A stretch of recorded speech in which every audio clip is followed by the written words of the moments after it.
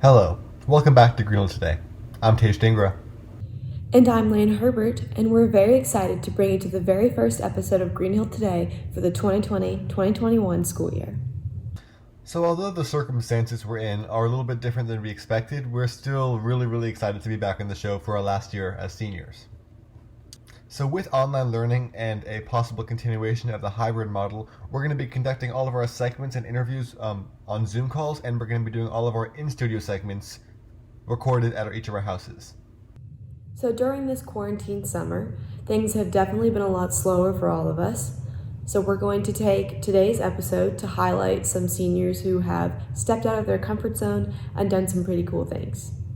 So first we'll be speaking to senior Ellie Peterson, who was missing her 3D art class and didn't have any of the supplies at home, so she decided to take out her artistic creativity by making horse treats. During quarantine, I thought I'd pick that up more as a hobby because during the school year, it's hard to really find time, especially during the week, to bake. So I started baking cookies and cupcakes, like I'm sure a lot of people did. And then I thought, hey, why don't I start making some horse treats too? Something a little different because I'd gotten bored with just my basic cookies and cupcakes. First, I looked online and I was finding recipes that were already proven to have worked. But I noticed that in a lot of those recipes, there was a ton of sugar. I'd adding different materials like apples. So that's when I just started substituting different materials and saw what worked and what didn't. And then I only really sell them when I'm going to horse shows because I know there's a ton of kids at the horse shows and I can easily get the treats to them.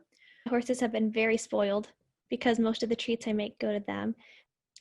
My favorite kind of decorations to do for the horse treats would probably be the really elaborate ones because I love making art, especially 3D art. During quarantine, I haven't had the access to the materials and the equipment that they have at Greenhill.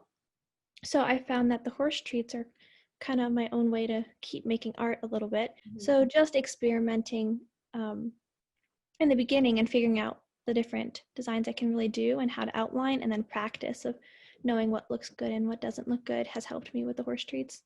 I think the best thing I've learned through making these horse treats is just seeing how happy I can make other people, because everyone loves to spoil their children, their pets, their dogs, anything like that. So when I make these horse treats for other people, they're so fancy and pretty that people, I find, get so much joy giving them to their horses because they're proud to be giving them such fun treats. We will also be talking to two seniors, Sheena Kwan and Adina Durden, who are two leaders of the student-run advocacy group that focuses on women's advocacy called NewGen. NewGen is a student-led organization that provides the resources and education necessary for students to advocate for the causes that they believe in. NewGen has grown a lot from when we started. Now, we have multiple regional director chapters, which are other chapters opening up in different states, countries, cities, and schools.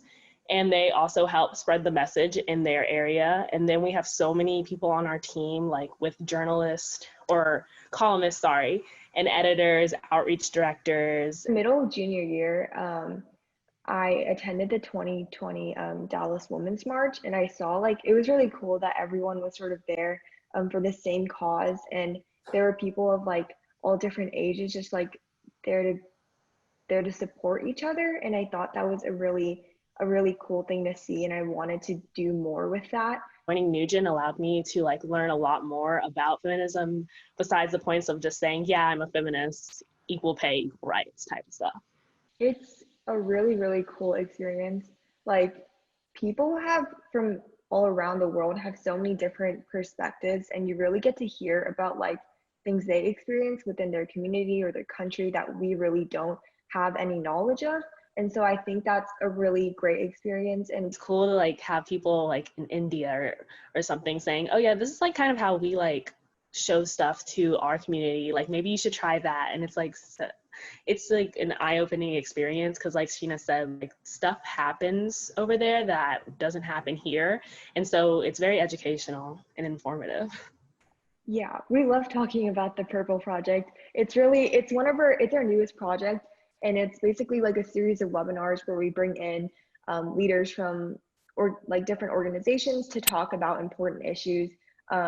So we like our first one was from the president of a local political organization called WowDems, and she talked about sort of like why it's important to be involved in the election process for this year's election and just like know a lot about what's going on.